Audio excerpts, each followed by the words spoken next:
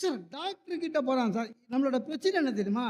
எந்த இடத்துல போனாலும் பொறுமை கிடையாது. டாக்டருக்கு ஃபீஸ் கொடுக்குறோம். அதனால போன உடனே ஃபஸ்ட்டு பார்க்கணும். எல்லா இடத்துலையும் ஒரு இது இருக்குது, சிஸ்டம் இருக்குது. ஒரு டோக்கன் வாங்கணும், ஒரு அப்பாயின்மெண்ட் வாங்கணும். நமக்கு முன்னால் ஆள் இருந்தாங்கன்னா நம்ம வெயிட் பண்ணணும். பொறுமையாக கிடையாதுங்க. ரெஸ்ட்லெஸ்ஸாக இருப்பானுங்க, பார்த்துருக்கீங்களா? அவங்க லைஃப்பெல்லாம் எந்த காலத்திலுமே லைஃப்பில் அமைதி கிடையாது, தூக்கம் வராது. எல்லாத்துலேயுமே டென்ஷனாக இருக்குது. ஒருத்தர் பார்த்துட்டு படித்தவன் பார்த்துட்டு வந்து சொல்கிறான், டாக்டர் வேஸ்ட்டு, ₹500 பிடுங்கிட்டான்றான். டேய், அவன் எம்டி எம்சிஹெச் படிச்சிருக்கா, பிடுங்கிட்டான். ஏன்டான்னு ஒரு தெர்மாமீட்டர் வச்சு பார்க்கல, ஒரு ஸ்டெத்தோஸ்கோப் வச்சு பார்க்கல. என்ன டாக்டர் அப்படின்னா, எனக்கு கூட கரெக்ட் தான் போல இருக்குது. ஏன்னா என்னடா உடம்புக்குன்னு, முட்டி வலின்னா. டேய், முட்டி வலிக்கு எதுக்குடா தெர்மாமீட்டர் வைக்கணும்? இவன் என்ன நினைக்கிறான் சார், ₹500 எல்லாம் பண்ணணும். முட்டி வலிக்கு போனவனுக்கு தெர்மாமீட்டர் எதுக்கு? இவன் எதிர்பார்க்குறான். என்னைக்காவது நாம் கியூவில் நின்று இருக்கோமா, இல்லை கியூவில் அமைதியாக நின்று இருக்கோமா? அந்த அந்த அந்த நாகரிகமே இன்னும் வரல. கியூவில் நிற்கிறது, ஒரு ப்ளீஸ் சொல்கிறது, ஒரு தேங்க்ஸ் சொல்கிறது ஒன்றுமே கிடையாது. எல்லாத்துலேயுமே ஒரு கோயிலுக்கு போங்க சார், கோயிலுக்கு போகிறோம், சாமி கும்பிட்டு தானே போகிறோம். அதுக்குன்னு கொஞ்சம் டைம் ஒத்துக்கோ. அங்கே எதுக்கு அர்ஜென்ட் காமிக்கிற? ரொம்ப கஷ்டம் சார். சார், சிறப்பு தரிசனம்னு எப்போ வந்ததுங்க கோயிலில்? அதுக்கு காரணம் யார்? நம்ம தான். முன்னாடிலாம் சிறப்பு தரிசனமே கிடையாது, எல்லா தர்ம தரிசனம் தான் இருந்தது. நம்ம ஆளுங்க என்ன பண்ணுறது, கோயிலுக்கு போய் உடனே சாமி கும்பிடணும். அதனால் அந்த ஐயரை என்ன பண்ணுறது, சாமி சாமி சாமின்னு ஐயர் கண்ணில் படுற மாதிரி ஒரு ₹20 சாமி சாமின்னா. அவர் பாவம் நல்லவராக தான் இருந்தார். ₹20 பார்த்துட்டு வாங்கோ அப்படின்னாரு. அதுக்கப்புறம் யார் யார் ரூபா காமிச்சாலும் வாங்கோன்னாரு. கட்சியில் என்ன ஆயிடுச்சு, கவர்மெண்ட்டு அங்கே போகிறதுக்கு கவர்மெண்ட்டுக்காவது வரலான்னு ஆயிடுச்சு. நவகிரகம் சுற்றும் போது பார்த்துக்கிறீங்களா, இடிச்சிட்டு போகிறான் சார். எதுக்கு? நீ 9 சுற்று சுற்றவே வேணாம், கடகடன்னு சுற்றி எத்தனை நம்பர் சுற்றுனான்னு அவனுக்கு தெரியாமல் சில பேர் ரிவர்ஸில் சுற்றி கழிக்கிறான் சார் சொல்லி. எல்லா இடத்துலும் பொறுமை இல்லாமல் இருக்கிறது. ஒன்றே ஒன்று சொல்கிறேன், எந்த நாட்டிலையும் இந்த மாதிரி நடக்காது சார். ஒரு பையனுக்கு கடவுள் மேலே நம்பிக்கையே இல்லை. இந்த பையன் வந்து ஜப்பான் பையன், சுத்தமாக நம்பிக்கை இல்லை. அவங்க பேரண்ட்ஸ் சொல்கிறாங்க கடவுள் இல்லை அப்படின்ட்டான். உடனே அவங்க பேரண்ட்ஸ் என்ன பண்ணாங்க, சர்ச்சுக்கு கூட்டிட்டு போய் ஃபாதர்கிட்ட, இவன் உல்ட்டாவாக இருக்கான், கடவுள் இல்லவே இல்லைன்றான், எந்த கடவுளும் இல்லைன்றான், மதம்லாம் கடவுளே இல்லைன்ட்டான் அப்படின்னாரு. ஃபாதர் சொன்னாலாம், டேய் நீ ஒரு 6 மாதம் அமெரிக்காவில் போய் இருப்போம். அமெரிக்காவில் போய் இருந்தான், இருந்துட்டு வந்தான். ஃபாதரை பார்த்தான், இப்போ சொல்லு கடவுள் இருக்காரா? இல்லை ஃபாதர். அப்படியா, சரி நீ ஒரு 6 மாதம் சைனாவில் போய் இருப்போ. சைனாவில் போனான், ஒரு 6 மாதம் இருந்தான், வந்துட்டான். கடவுள் இருக்காரா? இல்லை. அப்போ நீ இந்தியா போ, ஒரு 6 மாதம் இருந்துட்டு வேணாம். சார் 5 நாளில் திரும்ப வந்துட்டான் சார். கடவுள் இருக்கார், கடவுள் இருக்கார்னா. ஏன்னா அங்கே போய் பாருங்கள் டிராஃபிக்கை. இந்த டிராஃபிக்கை உயிரோடு இருக்கிறது பெரிய விஷயம், கடவுள் தான் காப்பாற்றுறாரு. டிராஃபிக் ஜாம் ஆகிறதுக்கு யார் சார் காரணம்? நம்மக்கிட்ட இல்லாத பொறுமை தான். ஒருத்தர் பின் ஒருத்தர் போகணுன்ற ஒரு முடிவு, பொறுமை இருந்ததுன்னா என்னைக்காவது டிராஃபிக் ஜாம் ஆகுமா? ஆகாது. நீங்கள் ஆள் இல்லாத ரயில் பாதை இருக்குல்ல, அது பார்த்துக்கிறீங்களா? அது வந்து இவ்வளோ பெரிய ராடு, பார்த்துருக்கீங்களா? நீங்கள் இனிமேல் அதை கடக்கும் போது தயவு செஞ்சு பாருங்கள், அத்தனை பேர் ராடு நடுவில் வளைஞ்சிருக்கும். அது வளைச்சது யார்? நம்ம வண்டி எடுத்து போயிட்டு சைடாக போய் அது ஏன் போடுறான்? ட்ரெயின் வரப்போகுதுன்றது போகிறான். ஒரு 2 நிமிஷம் பொறுக்க முடியல, அது உள்ளே போய் மாட்டி. ஆக பொறுமையே இல்லாத போயிடுச்சு சார். பொறுமையாக இருக்கணும்னு வச்சுங்க. இன்றைய நிலைமையில் பொறுமையாக மகிழ்ச்சியாக இருக்கிறது வெறும் சாமியாருக்கு தான். எத்தனை கேஸ் போடுங்க, கோச்சிக்கவே மாட்டான். போடு பார்த்துக்கிறேங்க. அன்றைக்கி ஒரு சாமியார் கோர்ட்டுக்கு வர சிச்சா மாதிரியே வராரு. உள்ளே போய்ங்க ஜட்ஜி இவர் ஆசீர்வாதம் பண்ணுறாரு, மங்களம் உண்டாகட்டும்.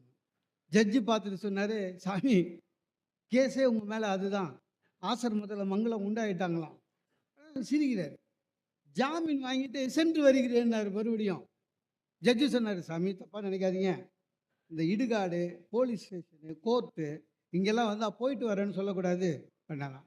அதுக்கு இவர் சொல்லியிருக்காரு, அது எனக்கு தெரியும், ஆனால் உங்களுக்கு தான் என்ன தெரியல, என் மேலே 17 கேஸ் இருக்குது, வந்து போகிற இடம் தான், விடுங்க அப்படின்னு. சார் நிதானம் இருக்கணும் சார், பொறுமை இருக்கணும் சார்.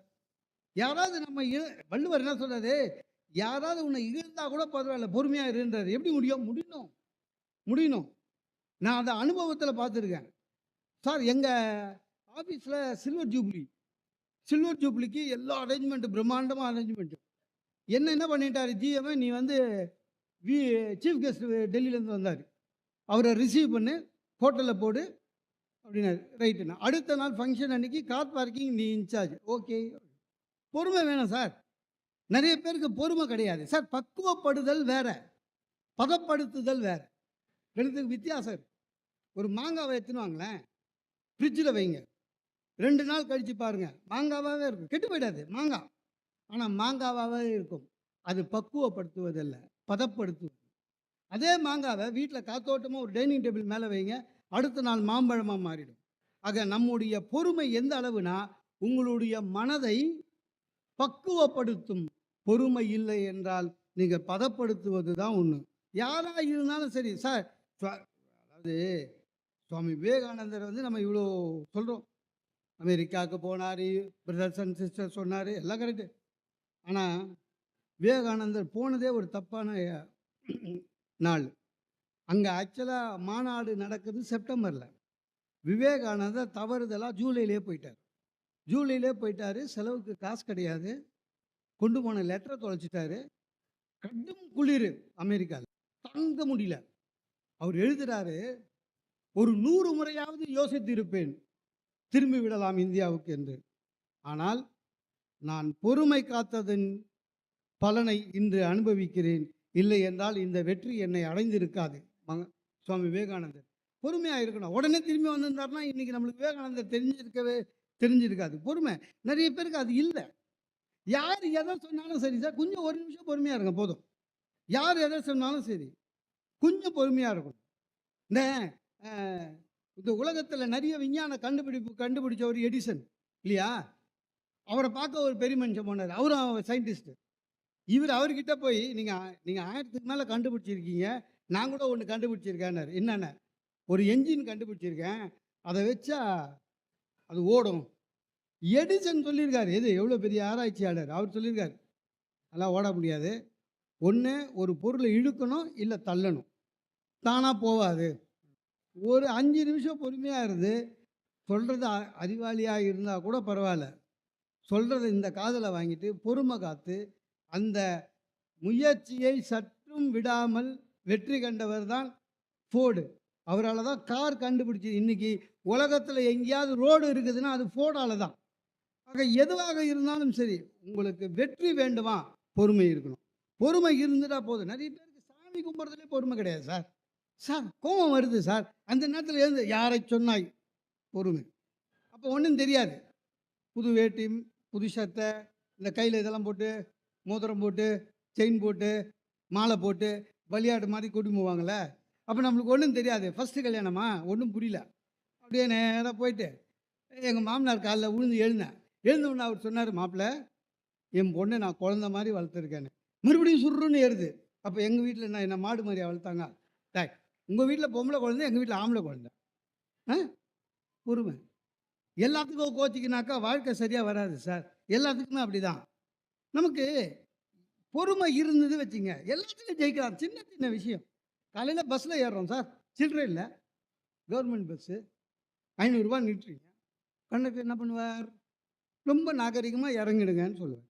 இல்லை, உடனே நீங்கள் சில்லறை நீ தான் எடுத்துனோன்னா பொறுமை. ஒன்றும் இல்லைங்க, ரொம்ப கோபமே பட வேணாம். அதே கண்டக்டர் கிட்ட, சார் சில்லறை இல்லை, 500 ரூபா கிட்ட உங்களுக்கு தெரியும் எனக்கு உங்ககிட்ட சில்லறை இருக்காதுன்னு, தப்பாக நினச்சி இந்தாங்க டிக்கெட்டை கொடுங்க, எனக்கு 500 ரூபாய்க்கு முன்ன பின்ன இருந்தால் கூட பரவாயில்ல, சில்லறை கொடுங்க. நீங்கள் அந்த மாதிரி ரொம்ப பொறுமையாக ஹேண்டில் பண்ணுங்களேன். கண்டிப்பாக சொல்கிறேங்க, நீங்கள் இறங்கிறதுக்குள்ளே கரெக்டு சில்லறையே கண்டக்டர் கொடுப்பாரு. உங்களை எதிர்த்து ஒரு வார்த்தை பேச மாட்டார். அதுக்கு காரணம் என்னன்னா நீங்கள் காட்டிய பொறுமை. சில பேர் பேங்க்கில் போய் குதிப்பான். 1 மணிக்குள்ளே டிடி எடுக்கணும், 1லேருந்து 2 மணி வரையும் லஞ்ச் டைம் பேங்க்கு. நம்ம வேலை ஆகணுங்க. 12:45 உள்ளே போகிறோம், பேங்க்கில் லஞ்சுன்னு போட்டு வச்சுக்கிறான். நீங்கள் அங்கே போய் ரூல்ஸ் பேச முடியாது. போடா அப்படின்வாங்க. போய் கெஞ்சணும், தப்பு இல்லை. ஒரு பொறுமை இருந்ததுனாலே போதுங்க. இப்போ நமக்கு மேலே அதிகாரியாக சொல்லுவான் தெரியுமா, பார்த்துக்கிட்டீங்களா? என்ன மாதிரி ஒரு நல்லவன் இங்கே உண்டா ஆஃபீஸ் வேணுவான், இருச்சலாக இருக்கும். ஏன்னா நமக்கு தெரியும் அவன் பக்கா கேடின்னு. சொல்ல முடியுமா? பொறுமை. சார் உங்களுக்கு தெரியாதா சார், ஊருக்கு உழைப்பது யோகம், நலம் ஓங்கிடுமாறு பணி செய்தல் யாகம், போருக்கு நின்றிடும் போதும் மனம் பொங்கல் இல்லாத அமைதி மெஞ்ஞானம். பொறுமையா இருக்குது தான் மெய்ஞானம். பொறுமையா இருக்கணும் சார். பொறுமையா இருந்தா தெய்வம். ஒரு ஊர்ல தேர் விழா நடக்குது. தேர் வந்து 4 மாட வீதி சுத்திட்டு வந்து நிக்குது. அந்த பக்கத்துல ஒரு கார்ப்பரேஷன் லாரி போகுது, குப்பை வண்டி. இந்த கார்ப்பரேஷன் லாரி தேரை பார்த்தது. உனக்கு வந்த வாழ்வு பாருந்துச்சு. ஏன்னா என்ன, இந்த ஜனங்க இருக்காங்களே ரொம்ப நன்றி கெட்டவனுங்கச்சு. யாரு? குப்பை லாரி. ஏன்னா ஆமா, நீ வந்து 364 நாள் அமைதியா இருக்க, பொறுமையா. ஒரே நாள் தான் சுத்தி வர. நான் 365 நாளும் ராத்திரி பகலும் காலையில சாயங்காலம் ஒவ்வொரு தெருவுக்குள்ள போய் குப்பை எடுத்துனுக்குறேன். ஆனா இந்த ஜனங்க ரொம்ப நன்றி கெட்டவனுங்க. என்னன்னா, உன்னை பார்த்தா கும்புறான், நீ வருஷத்துக்கு ஒரு நாள் தான் வர. என்ன பார்த்தா மூக்க முடியும். நன்றி கேட்டவங்க இது. சரி சொல்லிட்டான். அப்படி இல்லை, ஜனங்களை தப்பு சொல்லாத. 364 நாட்கள் பொறுமையாக காத்திருந்ததனால் என் உள்ளே தெய்வம் வந்து நின்றது. அதனால் மக்கள் என்னை கும்பிடுகிறார்கள். 365 நாளும் வந்தாலும் உன் உள்ள குப்பை இருக்குது. அதனால தான் மக்கள் மூக்க குடிக்கிறார்கள். பொறுமை காலுங்கள், தெய்வம் உங்களிடம் குடிபுகும். பொறுமை இல்லைன்னா குப்பை தான்.